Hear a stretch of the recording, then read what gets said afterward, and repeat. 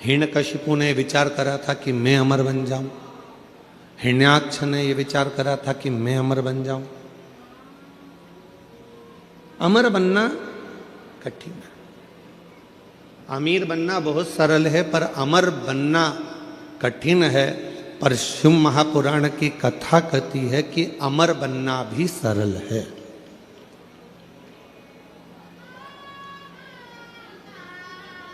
कैसे अमर हो सकते हो?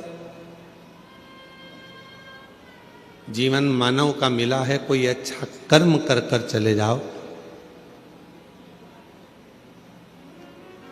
मानव की देह मिली है, कोई ऐसा कर्म कर कर जाओ कि आप अमर हो जाओ। अमर।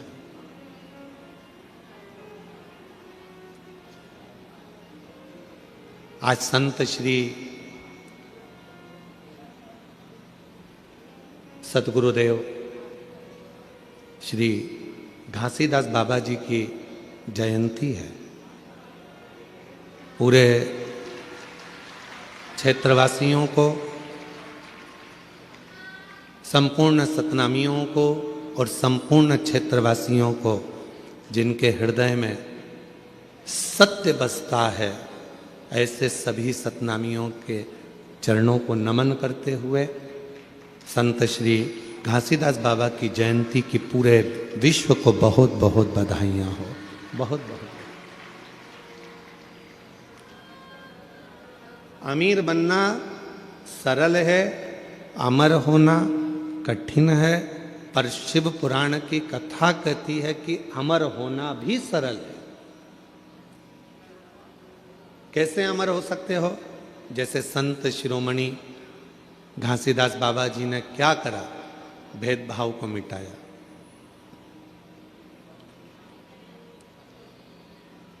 नारी के जीवन का आदर कैसे होना चाहिए, स्त्री का सम्मान कैसे होना चाहिए, संत श्री जगत गुरु गुरुदेव श्री घासीदास बाबा जी ने बताया। सत्य कैसा होता है, अहिंसा परमो धर्म का भाव कैसे होता है, सामाजिक समरसता कैसे होता है, जीवन में उलझनों से निकलने का साधन क्या हो सकता है।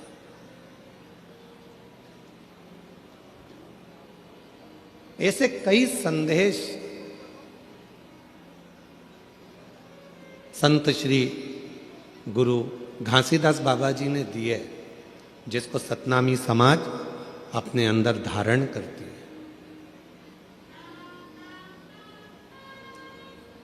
अब भले संत पृथ्वी पर हो ना हो, पर वो अच्छा कर कर दुनिया को प्रेरणा देकर कुछ अच्छा कार्य कर कर वो अमर हो गए। आज भी पूरा विश्व, पूरा देश संत श्री घासीदास बाबा जी की जयंती महोत्सव मनाता है।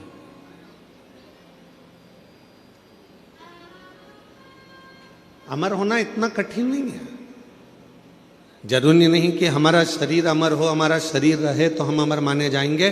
शिव महापुराण की कथा कहती है अगर अमर होना है तो उसके 4 तरीके बताए गए।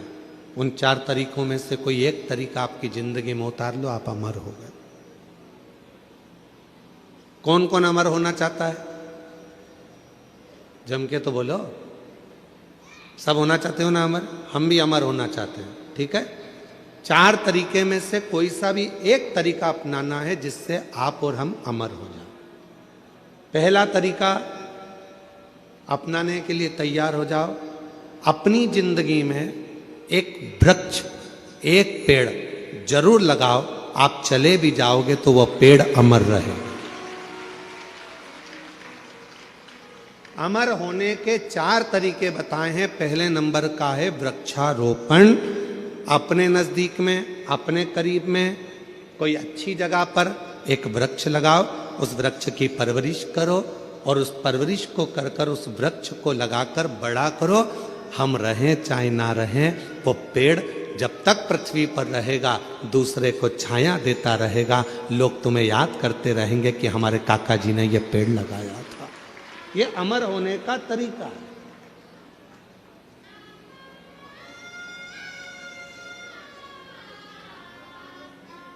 इसलिए अब की बार जो शिवरात्रि आ रही है फरवरी के महीने में, महाशिवरात्रि, उस शिवरात्रि का हमने नाम दिया है ग्रीन शिवरात्रि। ग्रीन शिवरात्रि का मतलब है कि अभी तक अपन ने शंकर जी को जल चढ़ाया, शिव जी की पूजन करी।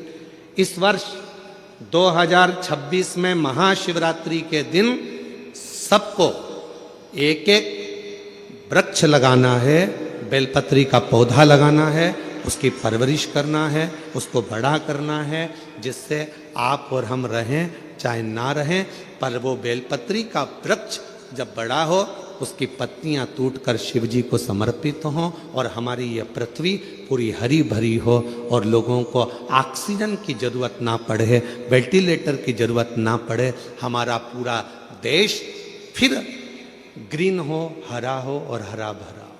इसलिए अमर होने के 4 तरीके बताए। पहले नंबर पर है वृक्ष लगाओ और वृक्ष लगाने की प्रेरणा दो। दूसरे नंबर पर अमर होने का दूसरा साधन बताया। अमर होना चाहते हो तो दूसरा तरीका है, अपने बच्चे को जैसे पढ़ाते हो वैसे ही कोई गरीब का बच्चा जिसको अच्छी एजुकेशन की ज़रूरत है और उसके पास पढ़ने का पैसा नहीं है, अपने पैसे से उस बच्चे को धीरे धीरे पढ़ाना चालू करो।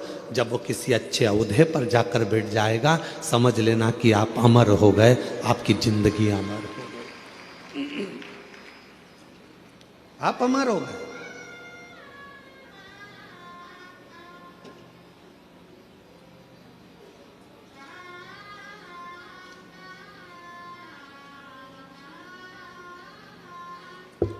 तुम्हारे मरने के बाद चौराहे पर तुम्हारा पुतला लगे चाहे ना लगे, तुम्हारे मरने के बाद घर के लोग तुम्हारा पुतला तुम्हारी जमीन पे लगाएं ना लगाएं, तुम्हारे मरने के बाद तुम्हारे घर के लोग तुम्हारा फोटो लगाएं चाहे ना लगाएं, पर अपने जीते जी ऐसा कर्म कर कर जाना कि मरने के बाद भी लोगों के दिल में तुम्हारी जगह बनी रहे, तो अमर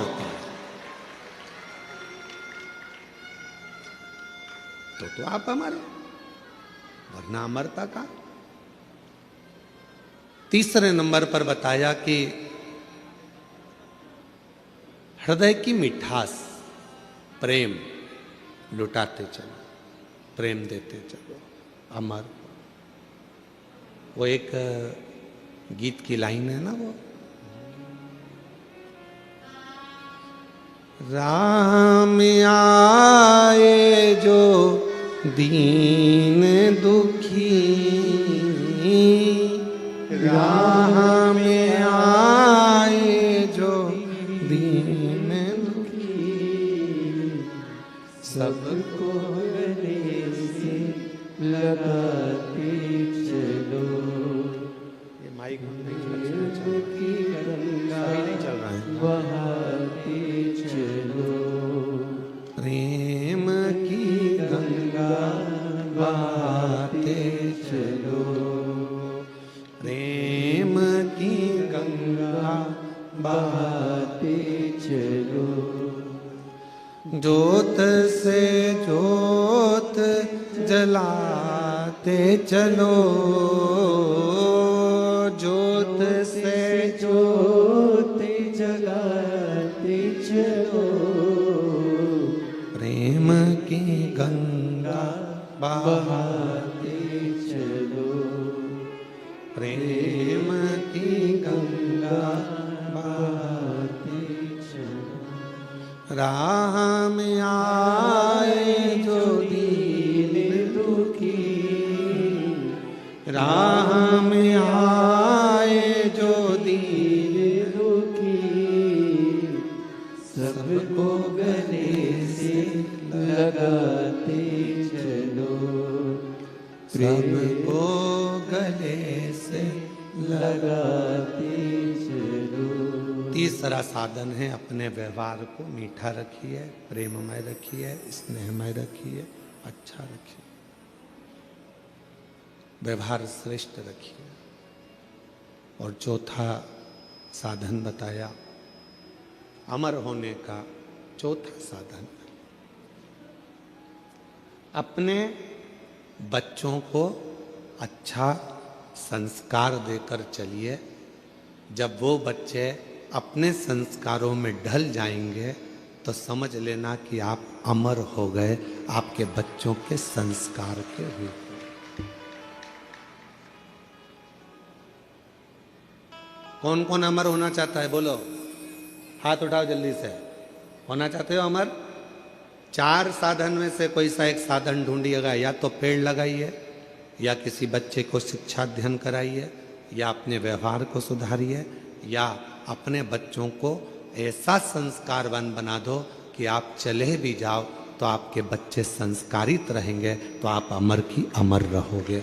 आपको कोई भूलेगा नहीं, लोग आपको याद करेंगे। इनके माता पिता भी संस्कारित थे तो बच्चा भी संस्कारित। इनके माता पिता में ये संस्कार था तो बच्चे में ये संस्कार। ये अमरता है, ये अमर हो गया, ये अमर। और करो प्रयास जीवन में अमर होने का।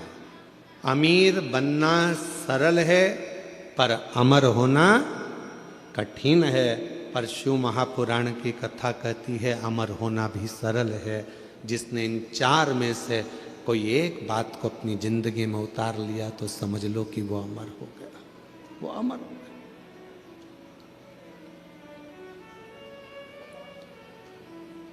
अच्छा करते चलो।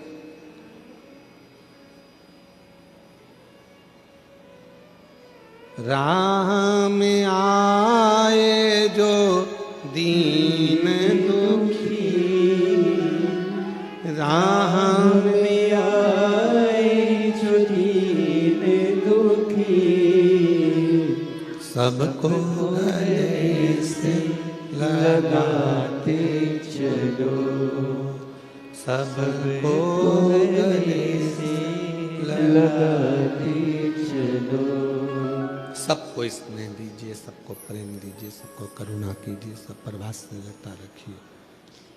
जब सब पर प्रेम होगा, सब पर वात्सल्यता होगी, करुणता होगी, तो आप अमर होते चले जाओगे। मेरे देवाधिदेव महादेव ने माँ पार्वती जी को कौन सी कथा सुनाई थी? जम के बोलो, अमर कथा। कहां सुनाई थी? अमरनाथ की गुफा।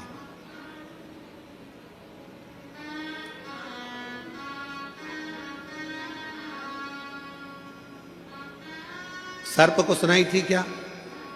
जम के बोलो, नहीं। चंद्र को सुनाई थी? नंदी को? नहीं। मेरे भगवान देवाधिदेव महादेव ने अमर कथा सुनाई तो केवल मां आद्य शक्ति पार्वती को सुनाई।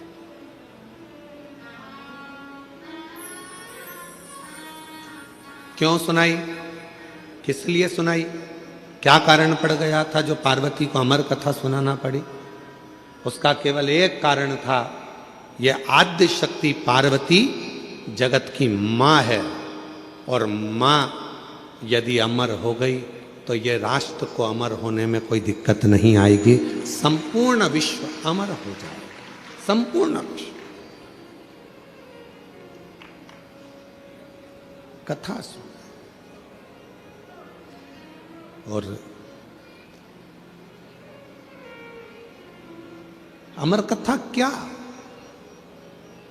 कौन सी अमर कथा? जिस अमर कथा को सुनने के लिए स्वयं देवता भी ललायित थे, जिस अमर कथा को सुनने के लिए संपूर्ण ब्रह्मांड के जितने भी देवी देवता हैं वो ललायित थे, उस अमर कथा को केवल भगवान देवाधिदेव महादेव माता पार्वती को श्रवण कराते हैं। केवल मां जगत जननी को, अम्बा को श्रवण कराते हैं। किस लिए? क्योंकि शिव चाहते हैं कि पार्वती इस कथा को सुन ले, और अगर जगत की मां, एक नारी, एक स्त्री जब इस कथा को सुनती है तो वो अकेली उस कथा को अपनी जिंदगी में धारण नहीं करती, वो प्रसाद के रूप में उस कथा को जनमानस में पहुंचा देती है, पहुंचा देती। हमसे लोग कहते हैं क्यों गुरुजी आपकी कथा में पुरुष लोग कम आते हैं, माताएं ज्यादा आती हैं, जीजियां ज्यादा आती हैं, स्त्रियां ज्यादा आती हैं, उसका कारण क्या है? हमने कहा कथा की जरूरत भी पुरुष से ज्यादा स्त्री को है। क्यों? उसको राष्ट्र का निर्माण करना है, उसको अपने बच्चों को संस्कारित करना है, उसको अपने बच्चों को पढ़ाना है, लिखाना है, विद्वान बनाना है, उसको अपने बच्चों को ज्ञान उपदेश देना है। तो कथा की जरूरत स्त्री को ज्यादा। फिर किसी ने कहा आप स्त्रियों की इतनी तारीफ करते हो, आप महिलाओं की इतनी तारीफ करते हो, तो स्त्रियां रोती क्यों हैं? जरा जरा सी बात आती है और वो रोने बैठ जाती हैं, रोती क्यों है? हमने कहा उनको रो लेने दो, वो अच्छा है, अगर रोएगी नहीं तो रुद्र हो जाएगी, इसलिए उसका रोना भी जरूरी है, उसका रोना जरूरी है। बेटे की गोद, बेटे को बीमार होता हुआ देखेगी, आंख से आंसू बहेंगे, पति को रोगग्रस्त देखेगी, आंख से आंसू बहेंगे, बेटी के ऊपर कोई भी तकलीफ आएगी, आंख से आंसू बहेंगे, परिवार में अगर किसी ने कुछ कह दिया, आंख से आंसू बहेंगे, किसी ने कुछ कहा, आंख से आंसू बहेंगे, पति ने कुछ कह दिया, आंख से आंसू बहेंगे। क्यों रोती है स्त्री?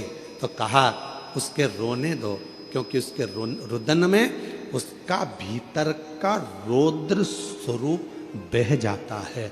अगर स्त्री रोती नहीं है फिर वो रौद्र बन जाती है, और ऐसी रौद्र बनती है कि फिर वो किसी को देखती तक नहीं है, जैसे भद्रकाली माँ अम्बा जगदम्बा काल का बन जाती है।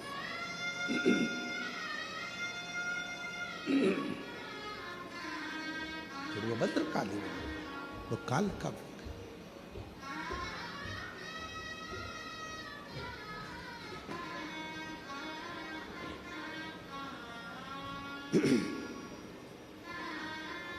भद्रकाली काल का स्वरूप उसका होगा। आपने देखा मां काली का चरण किस पे रखा हुआ है? बोलो, जम के बोलो, नीचे कौन सोए? जम के बोलो जरा, बाबा भोलेनाथ। क्यों? मां जगत जननी अपना रौद्र रूप धारण कर ली थी, और क्रोध का रौद्र रूप मां जगत जननी ने ऐसा धारण कर लिया था, ऐसा रुद्र धारण कर लिया था कि वो फिर आखिरी में शिव को भी नहीं देख पाए, भगवान शंकर को भी नहीं जान पाए, शिव को भी नहीं पहचान।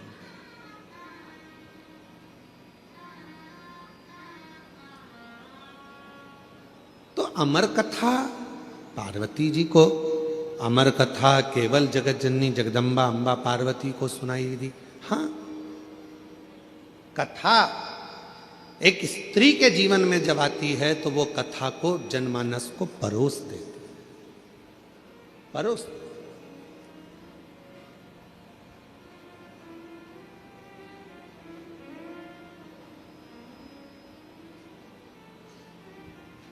दुनिया में केवल एक स्त्री ही ऐसी है, महिला, एक नारी ही ऐसी है, जब सब खा लेते हैं तब आखिरी में वो खाने बैठती है, भोजन करने बैठती है। जो मिल गया उसमें भी उसकी तृप्ति होती है, नहीं मिला उसमें भी उसकी तृप्ति होती है। दूसरे को खाता हुआ, प्रेम से भोजन करता हुआ देखकर वो संतुष्ट हो जाती है, वो संतुष्ट हो जाती है। एक नारी, एक स्त्री।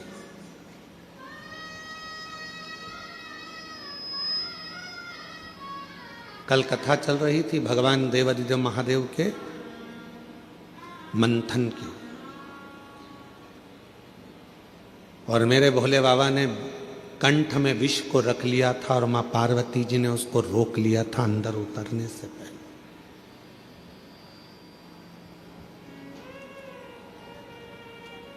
उतरने से पहले रोक लिया था। दुनिया के आधे से ज्यादा क्राइम घर में रहने वाली स्त्री रोक सकती है। घर में रहने वाली नारी, घर में रहने वाली एक महिला दुनिया में होने वाले आधे से ज्यादा क्राइम को रोक सकती है। कैसे रोकेगी? अपने पति को अच्छा उपदेश देकर, उसको समझाकर, अपने बेटे को अच्छा संस्कार देकर, अपनी बेटी को अच्छा ज्ञान देकर, अपने ससुर को अच्छा ज्ञान देकर, अपने पिता को अच्छा उपदेश देकर, अपने भाई को अच्छा ज्ञान देकर, उपदेश देकर। दुनिया में किसी सरकार की इतनी सामर्थ्यता नहीं है जो क्राइम को रोक सके। क्राइम को केवल एक रोक सकती है, वो घर की केवल नारी होती है जो अच्छे संस्कारों से इन क्राइम को रोक सके। एक कथा बचपन में पढ़ने को मिली थी, शायद हमें उम्मीद है कि आपने छत्तीसगढ़ वासियों ने भी इस कथा को जरूर पढ़ा होगा। हमने पढ़ा है अपने बचपन में, तो तुमने भी पढ़ा होगा। कथा सुनने को मिली थी, पढ़ने को मिली थी। एक छोटा सा बच्चा स्कूल में जाता है पढ़ने के लिए, उसको एक पेंसिल मिल जाती है। वो अपनी मम्मी को आकर बताता है, माँ मुझे ये पेन मिला है। माँ ने कुछ नहीं कहा। बच्चा दूसरे दिन स्कूल गया, कंपास चुरा कर ले आया। पेन का जो बॉक्स होता है बच्चा वो चुरा कर लेकर आ गया। माँ से कहा, माँ मैं आज बॉक्स लेकर आया हूँ। माँ ने कुछ नहीं कहा। थोड़े दिन बाद बच्चा एक किताब चुरा कर ले आया। माँ ने कुछ नहीं कहा। फिर बच्चा कॉपी चुरा कर लाया। माँ ने कुछ नहीं कहा। वो बच्चा धीरे धीरे धीरे धीरे धीरे धीरे एक नामी चोर बन गया। चोर बनकर एक दिन पकड़ा गया, थाने में बंद हुआ। पुलिस वालों ने उसको खूब मारा, अंदर बंद कर दिया। और बंद करने के बाद आखिरी में जज के सामने उसको खड़ा करा गया और उसको मृत्यु दंड की सजा मिल गई। मृत्यु दंड की जब सजा मिली तो उससे पूछा गया, तेरी अंतिम इच्छा क्या है? उसने कहा, मैं अपनी माँ के कानों में कुछ कहना चाहता हूँ, बस अंतिम इच्छा मेरी ये है। उसकी माता को बुलाया गया। उसके मरने के पहले जब माँ आई, उसकी माँ के कानों के अंदर उसने कुछ कहना चाहा। जाओ, तुम्हारा बेटा तुम्हारे कानों में कुछ कहना चाहता है।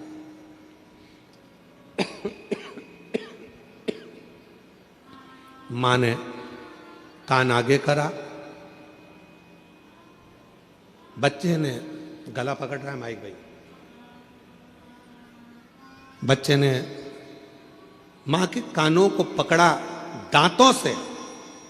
इतना तेज उस लड़के ने अपनी मां के कानों को काटा कि उसमें से रक्त निकलने लगा। पुलिस वालों ने उसको छुड़ाया। मुश्किल से वो कान दांतों से छूटा। आखिरी में पुलिस वालों ने पूछा कि ये तेरी माँ है और तूने इसको दांतों से काट दिया? तो कहा, आज सूली पर चढ़ाने वाली भी ये मेरी माँ है। जिस दिन मैं पहली बार चोरी कर कर आया था, मेरी माँ मेरे गाल पर थप्पड़ मार देती तो शायद आज मुझे फांसी की सजा नहीं मिलती। आज मुझे फांसी की सजा नहीं मिलती। दुनिया में कोई ऐसी सरकार नहीं है जो क्राइम को रोक सके। क्राइम को अगर रोक सकती है तो वो घर की नारी रोक सकती है। अपने भाई को समझाकर, पिता को समझाकर, बच्चों को समझाकर, अच्छे संस्कार देकर, प्रेम देकर, स्नेह देकर अपने बच्चों को गलत जगह से रोक कर वो क्राइम को रोक सकती है। केवल एक स्त्री, केवल एक नारी।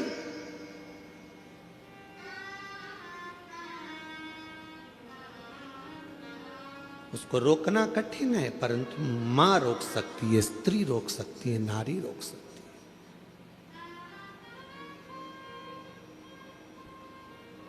कितना विचित्र प्रसंग है। विनायक का सिर किसने काटा था? जम के बोलो जरा। गणेश जी का सिर किसने काटा था? शंकर भगवान। किसका सिर लगाया फिर बाद में? हाथी का। जब हाथी का सिर लग गया गणेश जी को, उनके बहुत सारे बेस्ट फ्रेंड हुए, उनके बहुत सारे दोस्त हुए। उन्होंने उनको भरना प्रारंभ करा। तेरा पिताजी है, तेरा सिर काट कर तेरे को हाथी का सिर लगा दिया, इंसान का लगा देते, मनुष्य का लगा देते, कैसा तेरा स्वरूप बना दिया। लोगों ने भड़काया। गणेश जी गुस्से में लाल होकर अपनी माता के पास गए। माँ, मेरे पिताजी ने मेरा सिर काट दिया, मेरे पिताजी ने मेरे साथ ऐसा किया, हाथी का मुख लगा दिया। कितना विद्रोह भरा था गणेश जी के अंदर कि तेरे पिताजी ने तेरा सिर काटा, हाथी का सिर लगा दिया। फिर माँ ने समझाया, बेटा तेरे पिताजी साधारण नहीं है, उनने बहुत सोचा होगा, उनको मालूम है कि दुनिया में सब कुछ हो सकता है पर कोई लंबोदर नहीं हो सकता है, इसलिए तुझे लंबोदर बना दिया। माँ ने समझाया। फिर दूसरी बार बारी आई।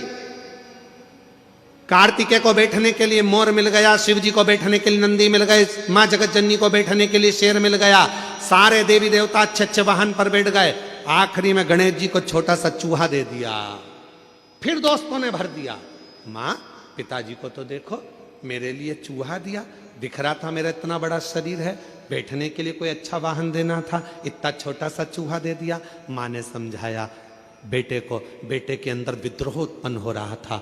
माँ ने कहा, बेटा तेरे पिताजी समझदार हैं, उन्होंने चूहा इसलिए दिया, बड़े बड़े गाड़ियां ट्रैफिक में फंस सकती है पर मोटरसाइकिल और साइकिल कहीं से भी निकल सकती है, इसलिए तुझे छोटा वाहन दिया गया, छोटा वाहन दिया गया। गणेश जी खुश हो गए। माँ ने समझा दिया, नहीं तो विद्रोह तो कब का चालू हो जाता। फिर आया बारी। अब की बारी आई कि पृथ्वी की परिक्रमा कर कराना है। माँ, सब ने कहा तेरे पिताजी को मालूम था कि तेरे पास चलने के लिए कुछ नहीं था, छोटा सा चूहा कितने दिन में पृथ्वी की परिक्रमा करेगा। पिताजी को मालूम था कार्तिकेय जीतेगा, उसको प्रथम गिनती में ला दूंगा। पर गणेश जी, तेरे पिताजी ने तेरे साथ चाल चल। गणेश जी को विद्रोह आया। माँ के पास गया। माँ देखो, पिताजी ने ये कोई बात बोलना चाहिए कि पृथ्वी की परिक्रमा जो करेगा पहले वो प्रथम गिनती में आएगा। अब तो मेरे पास तो इतना छोटा सा चूहा धीरे धीरे चलेगा, कब तक पृथ्वी की परिक्रमा करेगा। माँ ने समझाया, बेटा तेरे पिताजी हैं, वो जानते हैं कि तू इतने बड़े चूहे पर बैठकर पूरी पृथ्वी की परिक्रमा नहीं कर सकता, इसलिए तेरे पिताजी ने मेरे कानों में कह दिया था कि एक काम कर, गणेश जी को बोल देना पूरी पृथ्वी की परिक्रमा ना करे तो माता पिता की परिक्रमा कर लेना, फल प्राप्त हो जाए।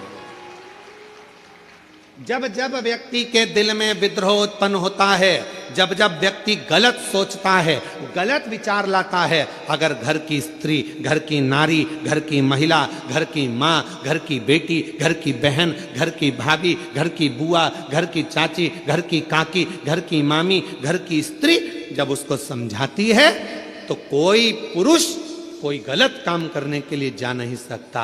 विद्रोह कब उत्पन्न होता है? जब घर की नारी उसको भर दे।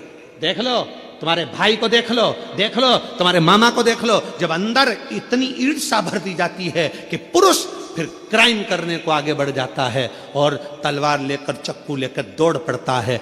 10 मिनट का क्रोध, उस व्यक्ति ने चक्कू मारा, 10 मिनट का क्रोध आया और मालूम पड़ा वो 10 मिनट का क्रोध उसकी 10 साल की जिंदगी को बर्बाद कर दिया। 10 साल की जिंदगी। किसी की सामर्थ्यता नहीं जो क्राइम को रोक दे। क्राइम को केवल एक घर की मां, घर की स्त्री, घर की नारी रोक सकती। अच्छे संस्कारों से, अच्छे विचारों से, अच्छी सोच से, अच्छे भाव से। और मत बुरे कर्म कर बंदे, वरना पछताएगा। भगवान की आंखों से तू बच नहीं पाएगा, तू बच नहीं पाएगा। हरि ओ अज्ञानी मत कर नादानी, अरे ओ अज्ञानी मत कर नादानी। तेरे कर्म का फल भी तू ही पाएगा, जैसा किया तूने तेरे आगे आएगा। मत बुरे कर्म कर बंदे, वरना पछताएगा। भगवान की आंखों से तू बच नहीं पाएगा, तू बच नहीं पाएगा। आप भगवान शिव ने पार्वती जी को अमर कथा इसलिए सुनाई कि वो संस्कारों की जननी है। शिव के गले में विष पड़ा हुआ था, उस विष को स्वयं मां आद्य शक्ति पार्वती कंठ में उतरकर उस विष को रोक दिए है। वो विष रोक दिया है।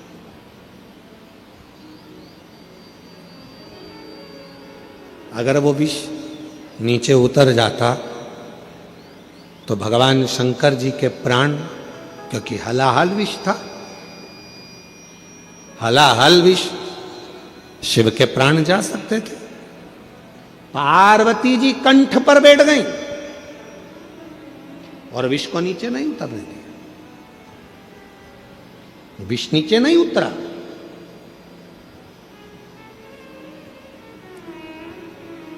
अपने को खुद समझना है, अपने को खुद साधना है।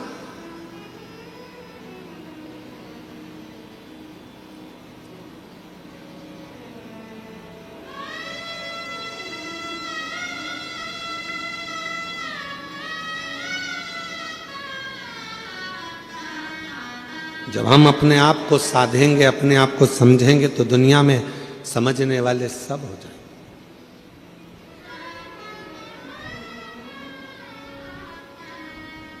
कई माताओं की आदत रहती है, वो अपने बच्चे को हमेशा डांटती रहती है, तेरे बस का कुछ नहीं है, कुछ नहीं कर सकता तू, कुछ नहीं कर सकता तू, अकल नहीं है इसमें। कभी मत बोलो अपने बच्चे को कि इसमें अक्ल नहीं है, वो विद्वान नहीं है, वो नहीं पढ़ सकता, ये कभी ना बोलो। करेगा एक दिन, वो भी इतिहास रच कर रहेगा, उसके अंदर वो बल देव अधिदेव महादेव देगा, वो बल देगा परमात्मा उसको, वो शक्ति देगा परमात्मा उसको। कैसे नहीं हो सकता?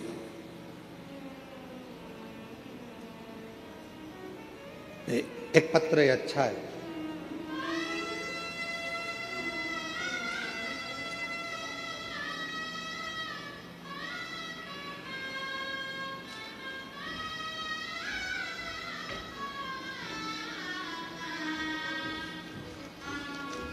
मीना चौहान, पति यशवंत चौहान, बेटे का नाम पंकज चौहान, स्थान कसारीडीह, कन्हैयापुरी, दुर्ग। कहीं बैठे हो तो हाथ आप ही हैं जी? हाथ हिला दो, आ जाइए, बेलपत्र लेकर जाइए, आइए। मैं पशुपतिनाथ व्रत का और एक लोटे जल का क्या वर्णन करूं गुरुदेव। मेरे बेटे का नाम पंकज चौहान, 2-3 साल से पुलिस की नौकरी की तैयारी कर रहा था, परंतु वह 2-3 नंबर से फेल हो जाता था। गुरुदेव, मैंने अपने बेटे से कहा, सियोर वाला महाराज कहता है एक बार पशुपतिनाथ का व्रत कर, मंदिर जाकर एक लोटा जल चढ़ा और फिर पूरी मेहनत कर।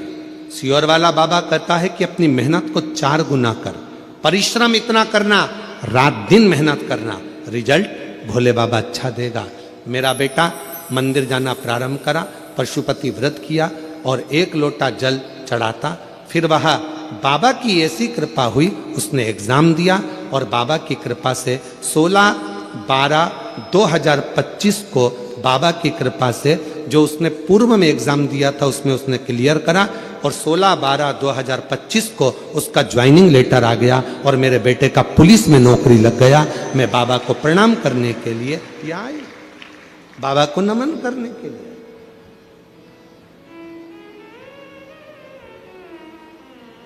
अब क्यों कहो अपने बच्चों से कि तेरे बस का कुछ नहीं है?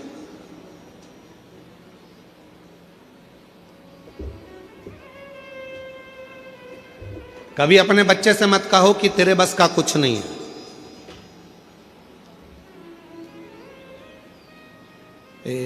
उस बच्चे का स्मरण में हमको नहीं आ रहा जिसने बल्ब की खोज करी थी, ये लाइट जो होती है ना बल्ब, इसकी खोज करी थी।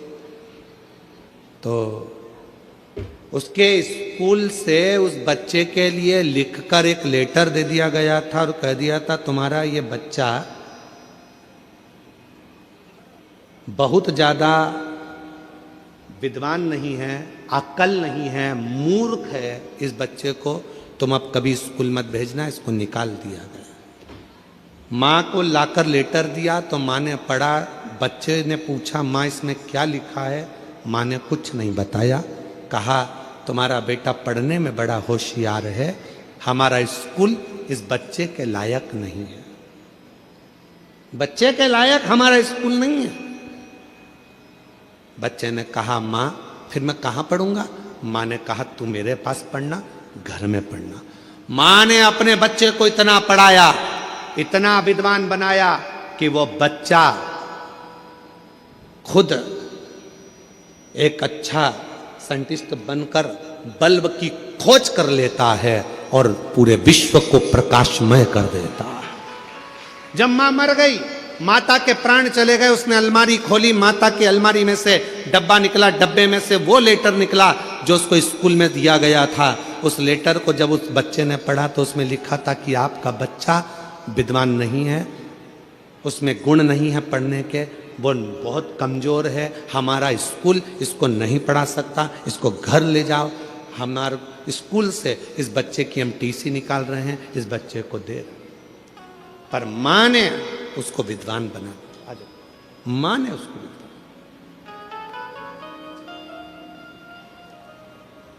अब ये माँ है ना, इनने भी अपने बेटे से कहा ना कि वो सियोर वाला बाबा कहता है मेहनत को 4 गुना करो, पढ़ाई रात दिन करो, 2-4 नंबर से अगर रुक रहे हो फिर मेहनत करो।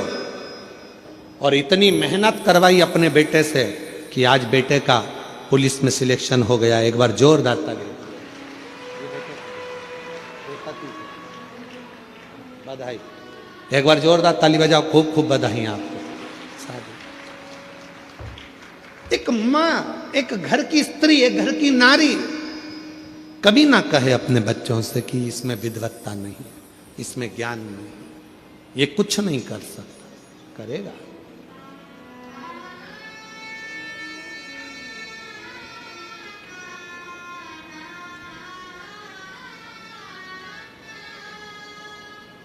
कौन है जो नहीं पढ़ सकता, करेगा। अमीर बनना सरल है, अमर होना जम के बोलो कठिन है। पर जिसने 4 बातों को स्मरण कर लिया वो भी अमर हो गया।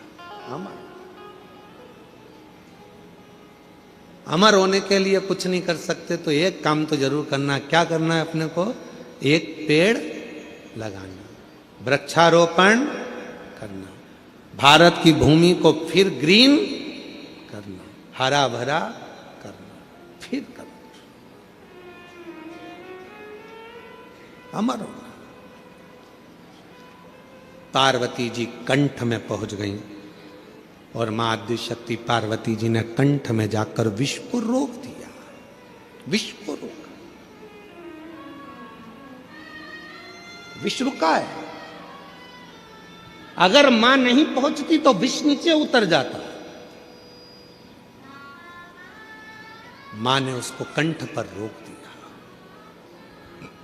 कंठ पर।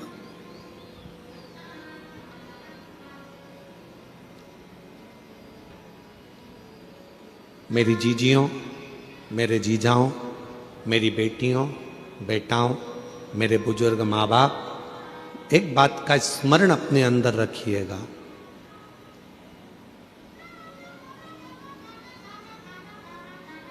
क्लेश को, अशांति को, अपशब्द को,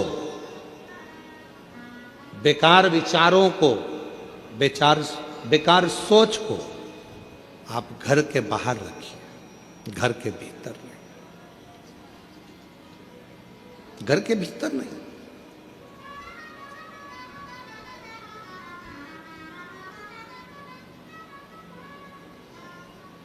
हम हमारे घर को घर बना रहने दें। कई लोग अपने घर को बहुत बहुत बहुत विचार कर कर होटल बनाने का प्रयास कर रहे हैं, पर निवेदन है कि घर को होटल ना बनाए, घर को होटल ना बनाए। हम बेटियों से भी कई बार कहते हैं आप अपने माता पिता के द्वारा पढ़ते हो, माँ बाप आपको पढ़ाते हैं, माता पिता अच्छी शिक्षा दिलवाते हैं, माता पिता कॉलेज पहुंचाते हैं, माता पिता अच्छे आपको कपड़े पहनाते हैं, माता पिता आपको खूब संभाल कर रखते हैं, खूब खूब व्यवस्था करते हैं। और जब आप बड़ी हो जाती हो, बड़े हो जाते हो, अच्छे कॉलेज में पढ़ जाते हो, आपकी जॉब लग जाती है, आप अच्छा कमाने लगते हो, फिर आप सोचने लगते हो कि अब मुझे मेरे माँ बाप की जरूरत नहीं।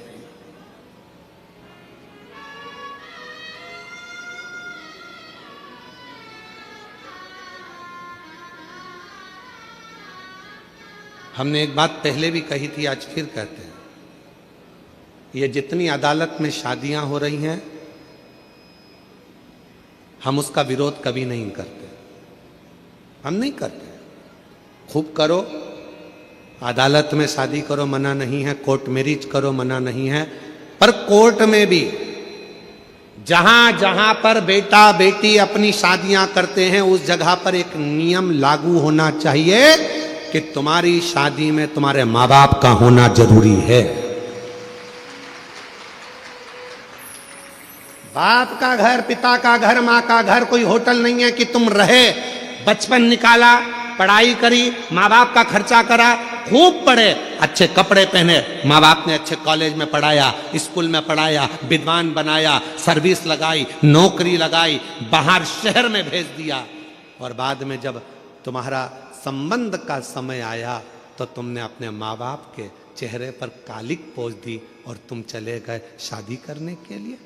कम से कम एक नियम तो होना चाहिए कि जिस माँ की कोख से तुम निकले हो, जिस माँ ने तुम्हें गोदी में रखा है, जिस बाप ने अपनी पूरी पूंजी तुम्हारे परवरिश में लगा दी, तुम्हारी ये खुशी में क्या तुम्हारे माँ बाप शामिल नहीं हो सकते? क्या माता पिता नहीं हो सकते? घर को होटल मत बनाओ।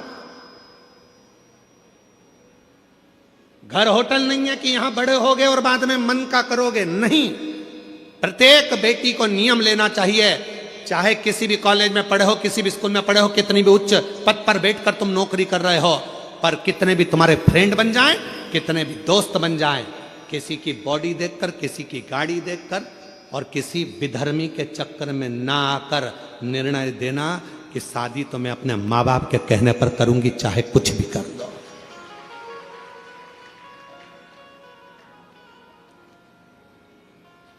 अभी अभी हम लोग बस्तर कथा करने के लिए गए तो एक गांव में हम लोग पहुंचे, जिस गांव में हमने जाकर थोड़ा सा मालूम करा तो बड़ा विचित्र खेल हमको मालूम पड़ा। विचित्र खेल था, थोड़ा मन कछोट गया उस खेल को देखकर।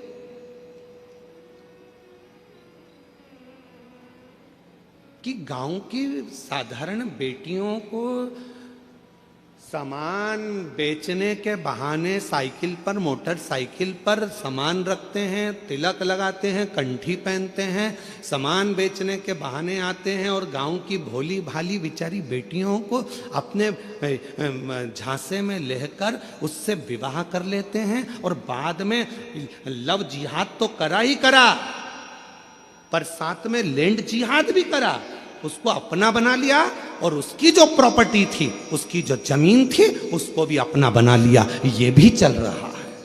इसको बचना है, संभलना है।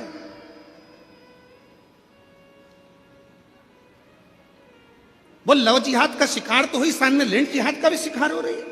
पूरी भूमि चली गई, पृथ्वी चली गई। वो किसान माँ बाप के पास में तो 2 एकड़ 1 एकड़ जमीन थी, जो गांव में छोटा सा एक रकबा था जिसमें वो धान बोता था, खाता था, वो भी ले गया। और अब वो बेचारा किसान खेत में जाके कोर्ट में केस लड़ रहा है। समझिए, सावधान इंडिया, सावधान मेरे छत्तीसगढ़ की जीजियों, सावधान। भले तुम में छत्तीसगढ़िया सबले बढ़िया, जय जोहार। तुम में वो बल है, एक अंदर से संकल्प लो कि हम, हमारे घर की बेटियां संकल्प ले कि कभी भी हम हमारे माँ बाप को धोखा नहीं देंगे, हम हमारे माँ बाप को कन्यादान का मौका देंगे। सावधान, बहुत जरूरी है। पार्वती जी बैठी हैं कंठ में, विष को नीचे नहीं आने दे रही हैं। विष को अगर एक महिला सोच ले, एक नारी सोच ले, एक स्त्री सोच ले, तो घर के अंदर बुराई नहीं आ सकती, घर के अंदर बुरे विचार नहीं आ सकते, घर के अंदर बुरा खाना नहीं आ सकता, घर के अंदर बुराई, बुरा खाना नहीं।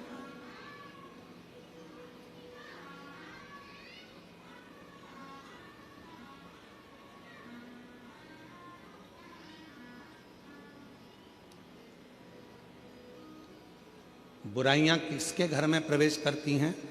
जहां बुरे विचार इकट्ठे होना चालू हो जाते हैं। बुरे विचार, कितने लोग बैठे हैं यहां पर जो रोज नहाते हैं?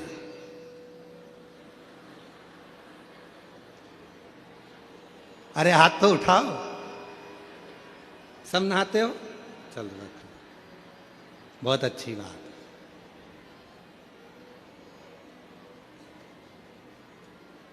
कितने लोग बैठे हैं यहां पर जो रोज साबुन लगा के नहाते हैं? सभी साबुन लगा के नहाते हो? नहा दो, रखिए। काय के लिए नहाते हो? कोई ने तुमको नहाने का बोला? जम के बोलो नहीं। नहा क्यों रहे हो? शरीर पे गुरुजी मेल जम जाएगा।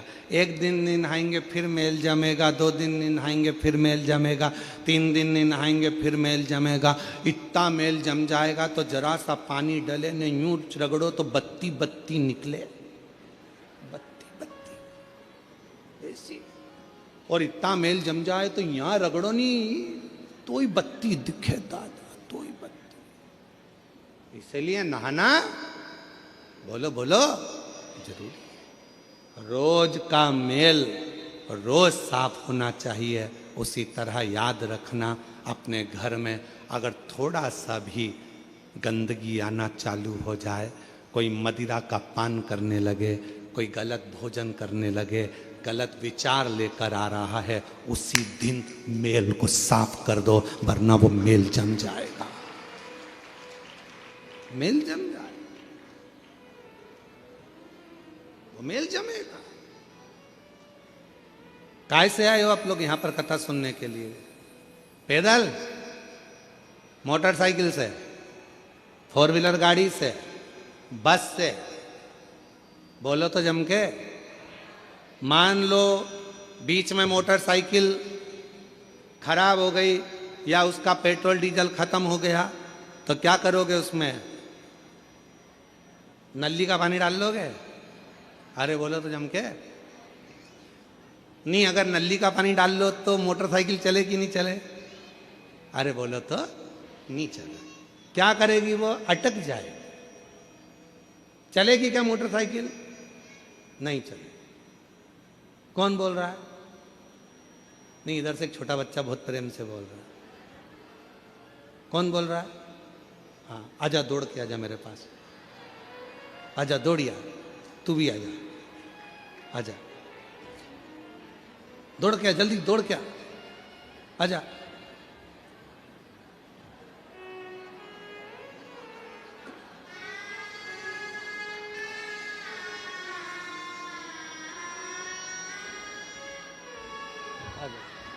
बैठ जा, तू भी आ जा, इधर आ, इधर आ, बैठ जा इधर। अब तू कहाँ बैठेगा बेटा? इधर साइड बैठा, इधर इधर इधर।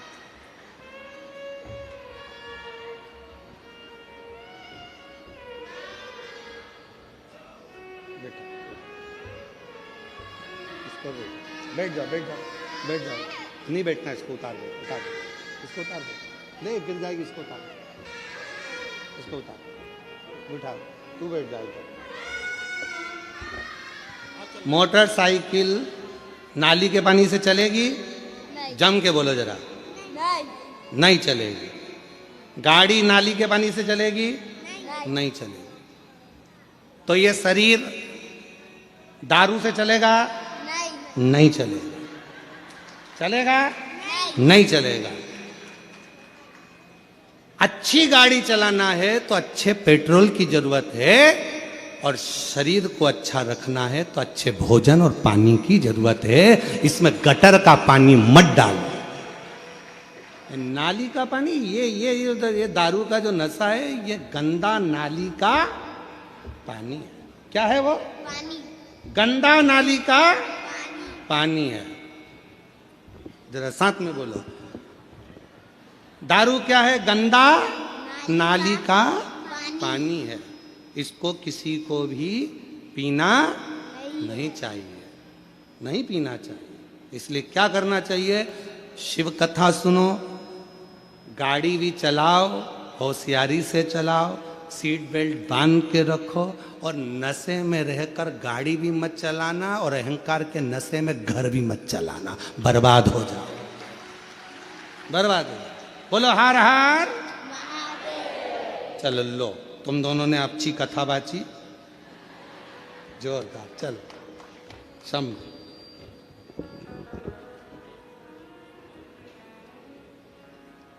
सीख लो, और नहीं हो तो चुल्लू भर पानी।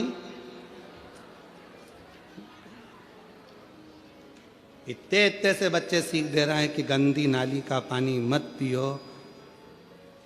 जब नाली का पानी पीने के बाद तुम रोड पे सही नहीं चल सकते तो क्या घर खाक चलाओगे?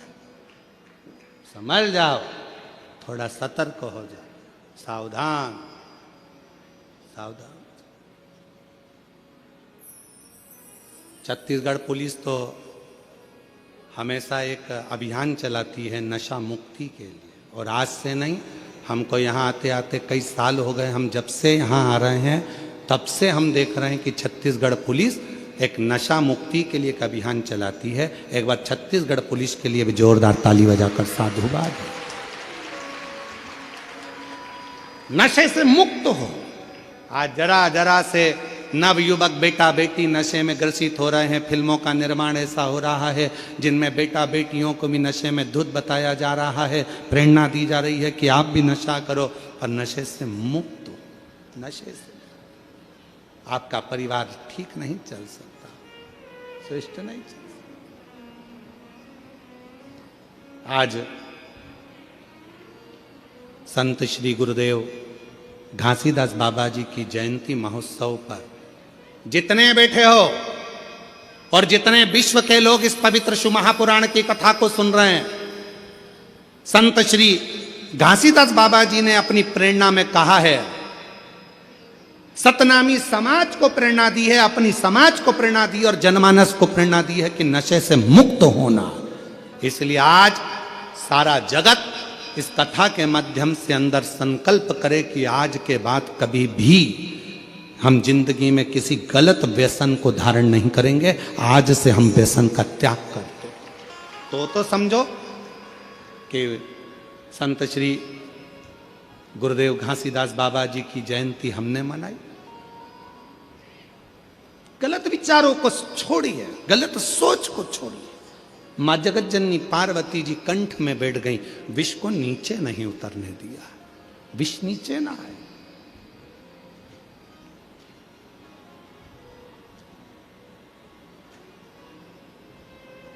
ये विष जब नीचे उतरेगा तो बर्बाद कर देगा, बर्बाद।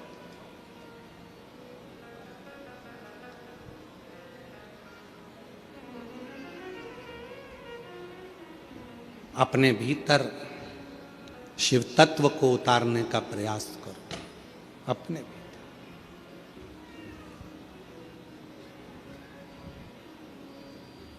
कल एक माता जी कह रही थी, अच्छा हुआ गुरुजी मैं कथा में आ गई।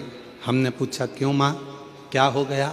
कहा अच्छा हुआ गुरुजी अब तुम्हारी कथा अगली तो 6 महीने बाद आएगी, जून का महीना में, जुलाई का महीना में, सावन महीना में।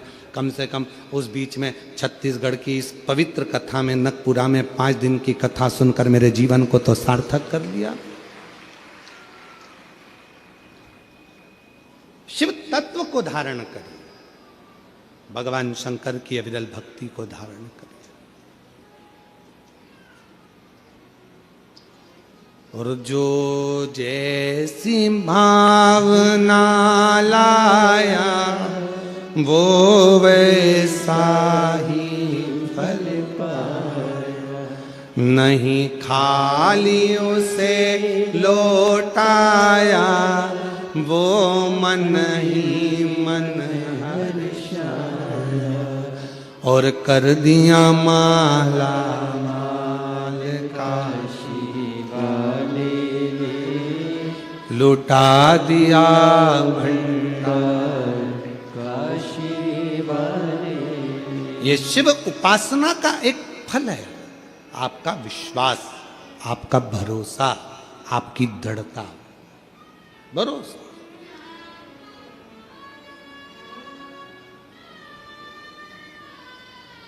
150 एकड़ के इस ग्राउंड में यह कथा हो रही है। शायद छत्तीसगढ़ का यह सबसे बड़ा ग्राउंड होगा जिसके अंदर यह कथा हो रही है। 150 एकड़ का यह ग्राउंड,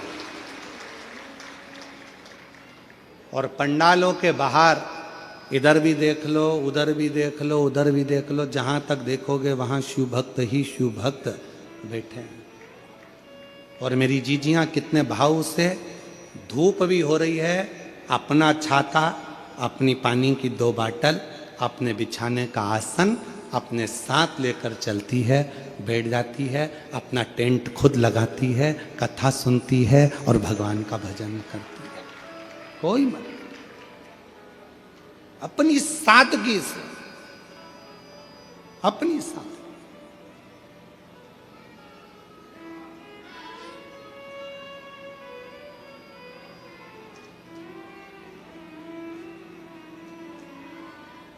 और शिव कथा कर रही है पार्वती मैया, अपने शिव जी के कंठ में जाकर बैठ गई।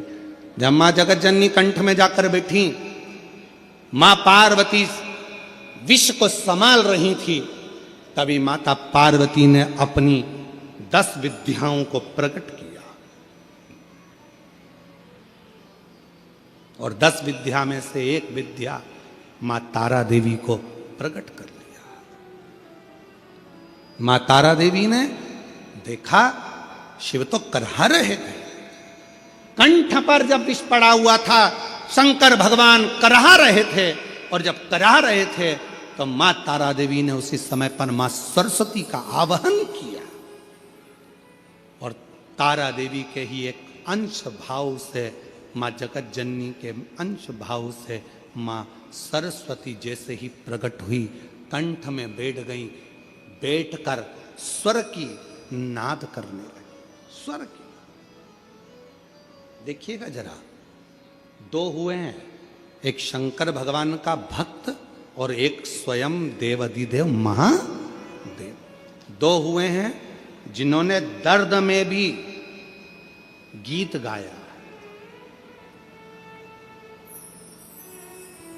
जिन्होंने दर्द में भी गीत गाया। एक लंका का राजा रावण पर्वत उठा रहा था, हाथ दब गए, भगवान देवाधिदेव महादेव ने अपना अंगुष्ठ का थोड़ा सा भाग नीचे करा, और वो हाथ जब दबे, रावण के हाथ टूटने लगे, तो रावण ने भगवान को पुकारना प्रारंभ करा, स्तुति गाना प्रारंभ करी, शिव के लिए भजन गाना, नाद करना, तांडव का एक आनंदमय स्वरूप भगवान शिव को पुकारना प्रारंभ करा।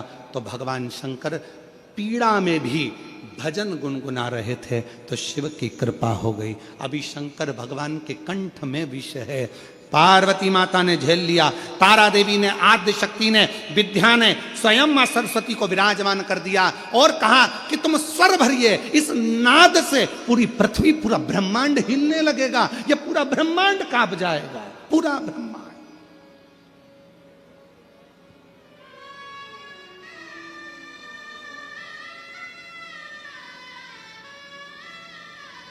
और ये पूरा ब्रह्मांड हिलेगा, इसलिए शिव के नाद में भी आप स्वर दीजिए, स्वर।